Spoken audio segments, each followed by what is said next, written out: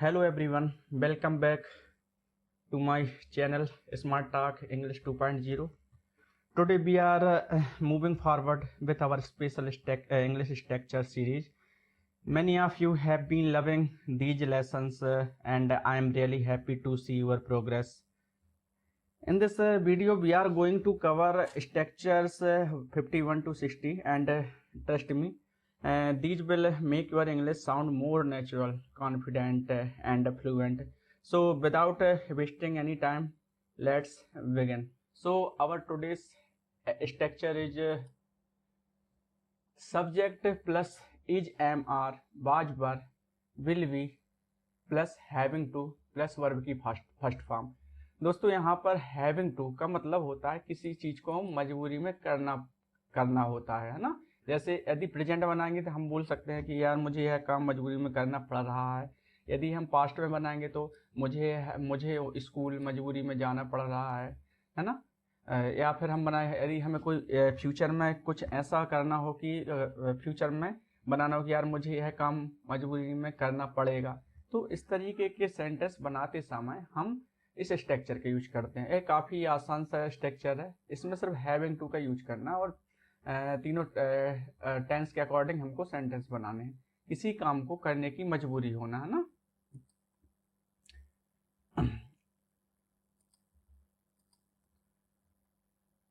पहला जो सेंटेंस है, I am having to wake up early nowadays. मुझे आजकल जल्दी उठना पड़ रहा है।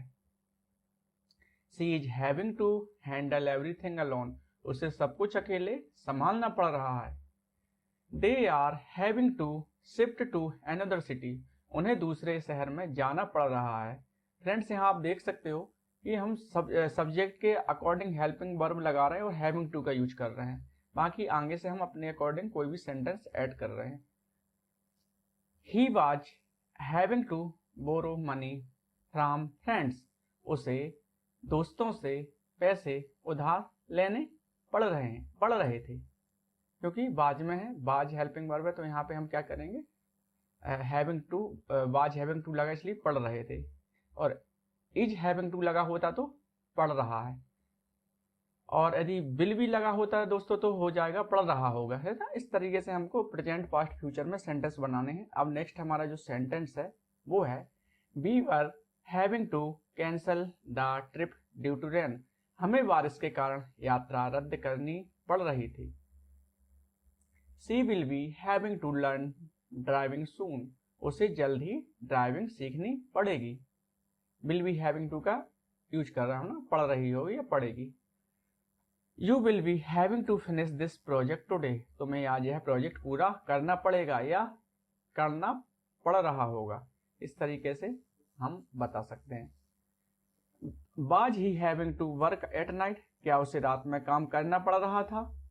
वर you having to study hard for exam. क्या तुम्हें परीक्षा के लिए कड़ी मेहनत करनी पड़ रही थी। Will I be having to pay the extra charge. क्या तुम्हें अतिरिक्त शुल्क भरने पड़ेंगे। इस तरीके से हम हैविंग टू का यूज करके सारे सेंटेंस बना सकते हैं और इनको डेली लाइफ में यूज कर सकते हैं। जो हमारा नेक्स्ट स्ट्रक्चर है वो है leave it to me. Leave it to का मतलब हो इसे मुझ पर छोड़ दो। मतलब कोई व्यक्ति है, उससे वह कार्य नहीं हो रहा है तो हम बोलते हैं यार तुझसे यह काम नहीं होगा, इसे मुझ पर छोड़ दो। तुम इस काम को आसानी से आज दिन भर में नहीं कर पाओगे, इसे मुझ पर छोड़ दो, मैं इसे कर दूंगा। तो इस पर छोड़ दो, इसका मतलब होता है यह काम मुझ पर छोड़ दो।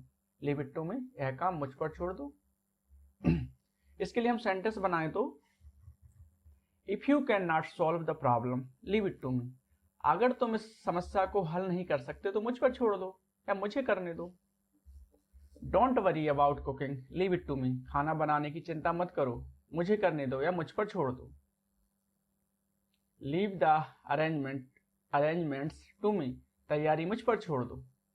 Leave the kids to me for today. बच्चों को आज मेरे ऊपर छोड़ दो। मतलब मेरे ऊपर छोड़ दो, मेरी जिम्मेदारी है, जो कुछ भी बच्चों के लिए करना होगा मुझे करना है। तो इस तरीके से हम इसका यूज कर सकते हैं।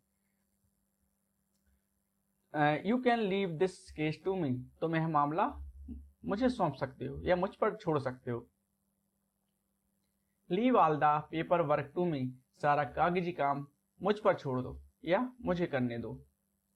Leave the cleaning to me. सफाई मुझे करने दो, या सफाई का काम मुझ पर छोड़ दो। नेक्स्ट सेंटेंस है हमारा, leave the presentation to me, प्रस्तुतिकरण मुझे तैयार करने दो, या प्रस्तुतिकरण का काम मुझ पर छोड़ दो। If you trust me leave everything to me, यदि तुम मुझ पर विश्वास करते हो या भरोसा करते हो तो सब कुछ मुझे करने दो, सब कुछ मेरे ऊपर छोड़ दो। Leave this repair work to me, यह मरम्मत का काम मेरे ऊपर छोड़ दो, या यह मरम्मत का काम मुझे करने दो। ड्यू टू सम रीजन, कुछ कारणों के कारण। अब हम बोलते हैं ना, अरे कुछ का, मैं बारिश के कारण जल्दी ऑफिस नहीं पहुंच पाया, मैं मेरे भाई के कारण तुमसे बात नहीं कर पाया, मैं बीमारी के कारण तुमसे नहीं मिल पाया। तो जब भी हम कारण की बात करते हैं तो हम ड्यू टू सम रीजन के यूज कर सकते हैं। She could not attend the meeting due to some reason, वह कुछ कारणों के कारण मीटिंग में शामिल नहीं हो सकी या हो पाई। तो ये बहुत ही प्यारा स्ट्रक्चर है, इसको भी आप डेली लाइफ में यूज कर सकते हैं, बट इसके लिए आपको बार बार प्रैक्टिस करना पड़ेगी, जब जाके सारे स्ट्रक्चर से आप फेमिलियर हो पाओगे। I did not call you due to some reason, मैंने तुम्हें कुछ कारणों की वजह से कॉल नहीं किया या कॉल नहीं कर पाया। He left the job due to some reason, उसने कुछ कारणों से नौकरी छोड़ दी। They cancelled the function due to some reason, उन्होंने कुछ कारणों से क्या हुआ, समारोह को रद्द कर दिया। The school remained close due to some reason, school कुछ कारणों से बंद रहा। Be postpone the plan due to some reason, कुछ कारणों की वजह से हमने योजना को क्या कर दी, टाल दी, पोस्टपोन कर दी या स्थगित कर दी। She was crying due to some reason, वह कुछ कारणों से रो रही थी। He didn't talk to me due to some reason, उसने कुछ कारणों से मुझसे, कुछ कारणों की वजह से मुझसे क्या है, बात नहीं की। The train was late due to some reason, जो ट्रेन थी ना वो क्या है, कुछ कारणों की वजह से लेट हो गई थी। My phone was switched off due to some reason, मेरा जो फोन है, मेरा फोन कुछ कारणों की वजह से बंद था। नेक्स्ट जो स्ट्रक्चर है हमारा दोस्तों वो है शुड हैव हैड टू, करना चाहिए था लेकिन मजबूरी भी थी, मतलब कोई काम उसे करना चाहिए था लेकिन उसमें उसकी क्या थी, मतलब वो बोल रहा है कि यार मुझे वहां जाना चाहिए था लेकिन क्या है वो नहीं गया, क्योंकि इसमें कहीं ना कहीं वह चाहता था कि वह वहां जाए लेकिन वह नहीं गया किसी मजबूरी के कारण। तो इस तरीके के स्ट्रक्चर के लिए, इस तरीके के सेंटेंस के लिए हम इस स्ट्रक्चर का यूज करते हैं, should have had to V1। You should have had to help your parents, तुम्हें अपने माता पिता की मदद करनी चाहिए थी। He should have had to apologize, उसे माफी मांगनी चाहिए थी। They should have had to reach on time, उन्हें समय पर पहुंचना चाहिए था। यहाँ पे दोस्तों ये हैड टू का यूज हुआ है, हमने have to, has to, have to, will have to, ये मॉडल्स हैं और इसमें मॉडल इंक्लूड हुआ है। उन्हें समय पर पहुंचाना चाहिए था। They should have had to reach on time. हम ये मॉडल, सारे मॉडल्स हम एक एक करके आने वाली वीडियोज में हम इनको एक्सप्लेन करेंगे, डोंट वरी। और जो हमारे मॉडल्स मैंने शायद पहले आपको बताया है, can, could, will be able to, should, must, ought to, has to, have to, had to, will have to, need to, dare to, use to, ये सारे जो मॉडल्स हम आगे जाके अच्छे तरीके से एक्सप्लेन करेंगे। अब जो नेक्स्ट सेंटेंस है वो है she should have had to complete her homework, उसे अपना होमवर्क पूरा करना चाहिए था। मतलब देखो इसमें, देखो इस सेंटेंस का मतलब हिंदी मीनिंग निकालें, उसे अपना होमवर्क पूरा करना चाहिए, मतलब उसकी ये ड्यूटी है कि उसे होमवर्क करना है क्योंकि स्कूल का होमवर्क है, तो उसमें कहीं ना कहीं उसकी मजबूरी है जिस कारण से उसने होमवर्क नहीं किया, तो हम बोल सकते हैं यार उसे उसका होमवर्क पूरा करना चाहिए था। I should have had to study hard, मुझे कड़ी मेहनत करनी चाहिए थी या मुझे कठोर स्टडी करना चाहिए थी। Your brother should have had to call you, तुम्हारे भाई को तुम्हें फोन करना चाहिए था। The teacher should have had to explain the chapter, शिक्षक को अध्याय समझाना चाहिए था। Rohan should have had to bring his notebook, Rohan को अपनी नोटबुक लानी चाहिए थी। We should have had to stay calm, हमें शांत रहना चाहिए था। She should have had to visit the doctor, उसे डॉक्टर के पास जाना चाहिए था। वह किसी मजबूरी के पास डॉक्टर के पास नहीं गया, तो हम बोल रहे हैं कि उसे डॉक्टर के पास जाना चाहिए था। अब जो नेक्स्ट स्ट्रक्चर है हमारा subject plus use to be plus object, मतलब कर्ता पहले कुछ हुआ करता था, मतलब पहले वो डॉक्टर हुआ करता था या कोई शिक्षक हुआ करता था या कभी या वो बुरा इंसान हुआ करता था या हम बोल सकते हैं वह अच्छा इंसान हुआ करता था, है ना। जब भी हम यूज टू के साथ बी का मतलब होता है होना, किसी चीज का होना, किसी मतलब कर्ता का कुछ होना। यदि हम यूज टू हैव लगाएंगे तो कर्ता के पास किसी चीज का होना, है ना, किसी वस्तु का होना वो अलग चीज है। लेकिन कर्ता स्वयं कुछ है तो उसके लिए हम बी का यूज करेंगे। लेकिन कर्ता के पास कोई वस्तु है, कोई चीज है, तो उसके लिए हम बी की जगह हम क्या यूज करेंगे, हैव का यूज करेंगे, जो हम आने वाले स्ट्रक्चर में बात करेंगे। तो यहाँ पर subject plus use to be plus object. कर्ता पहले क्या हुआ करता था, पहले कुछ हुआ करता था, कर्ता मतलब subject. I use to be a shy person, मैं पहले शर्मिला हुआ करता था, शर्मिला व्यक्ति हुआ करता था। She use to be my neighbour, वह पहले मेरी पड़ोसन हुआ करती थी। He use to be very talkative, वह पहले बहुत बातें करता था। My room use to be very messy, मेरा कमरा पहले बहुत गंदा हुआ करता था, मतलब कमरा जो है कुछ है वो मतलब गंदा है, ठीक है, तो इसमें बी का यूज हो रहा है। This road use to be narrow, यह सड़क पहले सकरी हुआ करती थी। They use to be good friends, वे पहले अच्छे दोस्त हुआ करते थे या वे पहले अच्छे दोस्त थे। The shop use to be very small, यह दुकान पहले बहुत छोटी हुआ करती थी या यह दुकान पहले बहुत छोटी थी लेकिन अब छोटी नहीं है। The weather use to be pleasant here, यहाँ का मौसम पहले सुहावना हुआ करता था लेकिन अब नहीं है। She use to be a good singer, वह पहले अच्छी गायिका हुआ करती थी। The school use to be far from home, school पहले घर से क्या हुआ करता था, बहुत दूर हुआ करता था। Great. So friend, that was structure number 55. I hope you are practicing along with me. If you are finding these structures useful, so friend, don't forget to write your one example sentence in the comments. Now let's move ahead to the remaining structures because the next ones are even more powerful. So let's start structure number 56, subject plus use to have. जैसा कि दोस्तों मैंने अभी बात की थी कि अभी हम यूज टू बी का यूज करते थे कि जहां सब्जेक्ट कुछ हुआ करता था, ठीक। अब हम यूज करेंगे सब्जेक्ट के पास कोई वस्तु हुआ करती थी, कोई चीज हुआ करती थी या कोई नॉलेज हुआ करता था या कोई थॉट हुआ करते थे, इस तरीके से मतलब सब्जेक्ट के पास कुछ चीज किसी चीज का होना, तो उसके लिए हम यूज टू हैव का यूज करते हैं पास्ट में। लेकिन जो भी चीज है वो पास्ट में होनी चाहिए। जैसे कर्ता पहले किसी के पास कुछ हुआ करता था, मतलब कर्ता के पास पहले कुछ हुआ करता था अब नहीं है, तो इसके लिए हम यूज टू हैव का यूज करते हैं। और यदि हम बोलें कर्ता कुछ हुआ करता था तो हम यूज टू बी का यूज करना है, ठीक है। इन दोनों चीज में थोड़ा सा डिफरेंस है, इसको ध्यान रखिएगा। I use to have a bicycle, मेरे पास पहले एक साइकिल हुआ करती थी। She use to have long hair, उसके पास पहले लंबे बाल हुआ करते थे। He use to have a pet dog, उसके पास पहले एक पालतू कुत्ता हुआ करता था। They use to have a big house, उनके पास पहले बड़ा घर हुआ करता था। We use to have many toys, हमारे पास पहले बहुत खिलौने हुआ करते थे। My uncle use to have a shop, मेरे चाचा के पास पहले एक दुकान हुआ करती थी। She use to have good handwriting, उसकी लिखावट पहले बहुत अच्छी हुआ करती थी। मतलब ये भी उसकी हैंड राइटिंग जो है यह भी उसकी एक स्किल है, तो उसके पास एक स्किल है, तो इसके लिए हमने हैव का यूज करते हैं। He use to have a scooter, he use to have a scooter, उसके पास पहले एक स्कूटर हुआ करता था। I use to have a computer, मेरे पास पहले एक कंप्यूटर हुआ करता था या कंप्यूटर था।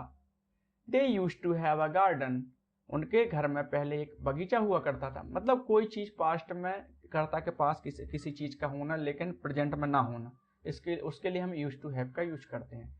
दोस्तों 57 नंबर का हमारा जो स्ट्रक्चर है वो है subject plus has have had got nothing to do with plus object.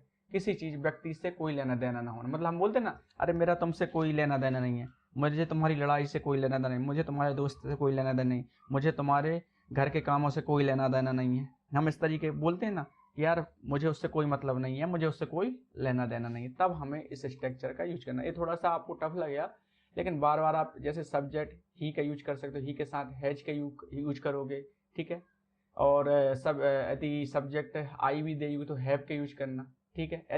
यदि आप कोई सेंटेंस बना रहे हो पास्ट में, तो आपको हैड का यूज करना है, और सब्जेक्ट सभी सब्जेक्ट रहेंगे, ही सी इट नेम आई भी दे यू, सिंगुलर और प्लूरल, ठीक है।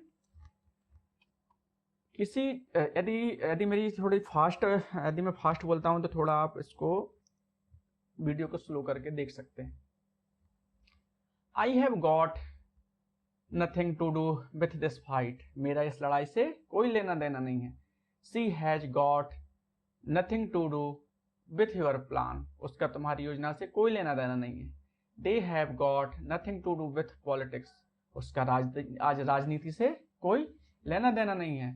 He had got nothing to do with the accident, उसका उस दुर्घटना से कोई लेना देना नहीं था, या कोई लेना दे हाँ सॉरी कोई लेना देना नहीं था ना। पास्ट में बनाएंगे तो हैड गॉट का यूज करेंगे तो बनेगा लेना देना नहीं था। यदि हम यहाँ बोलते he has got nothing to do with the accident, तो हम इसका क्या बनाएंगे, उसका उस घटना से कोई संबंध नहीं है ना। लेकिन यहाँ पे पास्ट में तो हम पास्ट में बना रहे हैं। We have got nothing to do with their decision, हमारा उनके फैसले से कोई लेना देना नहीं है। Your brother has got nothing to do with my problem, तुम्हारे भाई का मेरी समस्या से क्या है, कोई लेना देना नहीं है। I had got nothing to do with that issue, मेरा उस मुद्दे से कोई लेना देना नहीं है। She has got nothing to do with your marks, उसका तुम्हारे अंकों से कोई लेना देना नहीं है, कोई संबंध नहीं है, कोई मतलब नहीं है। They had got nothing to do with this mistake, उनका इस गलती से कोई लेना देना नहीं था। He has got nothing to do with your phone, उसका तुम्हारे फोन से कोई संबंध नहीं है।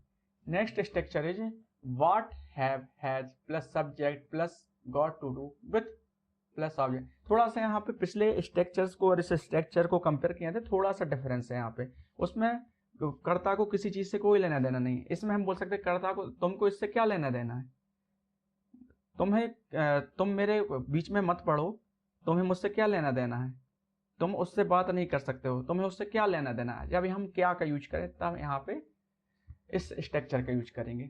तो इसके लिए हम जो सेंटेंस बनाएंगे, what have you got to do with my money, तुम्हारा मेरे पैसे से क्या लेना देना है। अब यहाँ पे नथिंग का यूज नहीं करा ना, क्योंकि हम इंट्रोगेटिव बना रहे हैं। इंट्रोगेट, तुम्हारा मेरे पैसे से क्या लेना है, तुम्हारा मेरी किसी चीज से क्या लेना देना है। अब उसमें क्या था, पिछले वाले स्ट्रक्चर थे उसमें हम बनाते थे कर्ता को किसी चीज से कोई लेना देना नहीं, कर्ता को किसी व्यक्ति से कोई लेना देना नहीं। लेकिन इसमें हम बना रहे हैं कर्ता को किसी चीज से क्या लेना देना है। तो क्या और कोई, इसमें थोड़ा डिफरेंस है, थोड़ा सा लिटिल बिट है, थोड़ा सा हल्का सा डिफरेंस हम बोल सकते हैं इसमें है। तो बस इसी का आपको ध्यान रखना है। What has she got to do with your matter, उसका तुम्हारे मामले से क्या संबंध है। What have they got to do with our plan, उनका हमारी योजना से क्या लेना देना है। What has he got to do with your behavior, उसका तुम्हारे व्यवहार से क्या लेना देना या क्या लेना देना है। What have I got to do with their fight, मेरा उनकी लड़ाई से क्या लेना देना। What has Ria got to do with your studies, रिया का तुम्हारी पढ़ाई से क्या संबंध है या क्या लेना देना है। What have you got to do with my decision, तुम्हारा मेरे निर्णय से क्या लेना देना है। What has your friend got to do with this rule, तुम्हारे दोस्त का इस नियम से क्या संबंध है या क्या लेना देना है। What have we got to do with this event, हमारा इस कार्यक्रम से क्या लेना देना है। What has he got to do with her phone, उसका उसके फोन से क्या लेना देना है। तो दोस्तों इस तरीके से हमारा 58 स्ट्रक्चर हमारा कंप्लीट हुआ। अब जो हमारा नेक्स्ट स्ट्रक्चर है वो है 59। Is am are was were plus 2 plus V1, यहाँ पे सब्जेक्ट नहीं लिखा, subject plus is am are होना था, तो इसको मैं टाइप करना भूल गया। Subject plus is am are was were plus 2 were करना है या करना था। हम देखो दोस्तों एक सेंटेंस मतलब subject plus has to, have to, had to, will have to बनता है, ठीक है। और बिल्कुल सेम मीनिंग ए वाला स्ट्रक्चर भी देता है। Is am subject, is am are, was, verb two, है ना। जैसे हम बोले, मैं एक बार एक्सप्लेन करके बता देता हूँ आपको। जैसे हम पहला सेंटेंस बनाएंगे, I am to start my new job tomorrow. मुझे कल अपनी नई नौकरी शुरू करनी है, मतलब कोई करता किसी चीज को करना शुरू करने वाला है ना, तो उसके लिए हम इसके लिए हैव टू का यूज कर सकते हैं। कैसे? I have to start my new job tomorrow. मुझे कल अपनी नई नौकरी शुरू करनी है।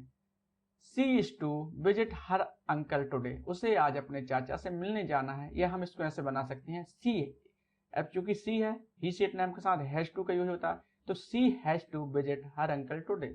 उसे आज अपने चाचा से मिलने जाना है। इस तरीके से हम दोनों तरीके के सेंटेंस बना सकते हैं।